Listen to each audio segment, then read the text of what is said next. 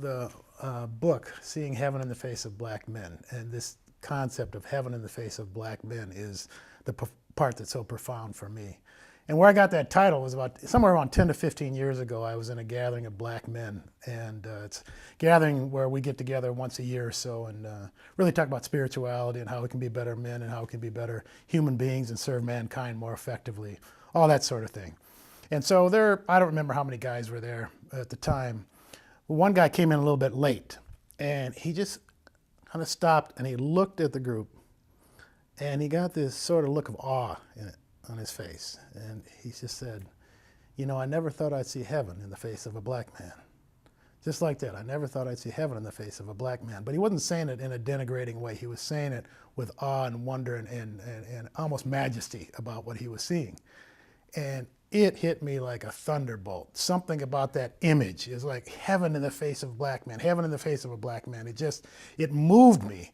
And within a few minutes, I don't know if it was a few minutes or 5 minutes or 10 minutes, I was on my feet and I was telling you, somebody's got to write a poem about this, somebody's got to write a song about this, somebody's got to do something with that image. It's so powerful. And these guys kind of just looked at me like I was, you know, kind of lost my mind or something. I don't think it struck everybody the way it struck me for whatever reason, but it struck me. And so, you know, whatever, 15 years later, you know, fast forward ahead, I'm writing this book, and it's about race in America and the experiences of black people in general, but black men specifically, and a lot about my experiences. And the first 4 years, it took me a long time, on and off writing this book, fits and starts. The book was going to be called Waking Up Black in America. And I stuck with that. It sounded good. It resonated. And so I started to reflect on the title, and this heaven in the face of black men it still was there 10 to 15 years later. I never had forgotten it.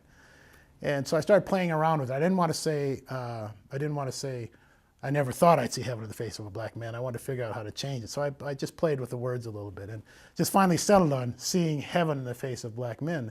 And one of the purposes of making that decision was imagery is important. And we all know the imagery of black men in society. So just even hearing the term heaven in the face of black men starts to modify and change that imagery. And I've talked to several people about that, and they said, yeah, I just started to think about black men differently. Or when I've heard that term, when I started looking at black men, I started thinking, yeah, I do see heaven in the face of black men. So that's really, I'm excited about that just in itself. And so I think beginning to associate black men with heaven is just a piece, my little piece of the pie to help begin to change that image. And so with some young black boys, I've asked them questions. What does heaven mean?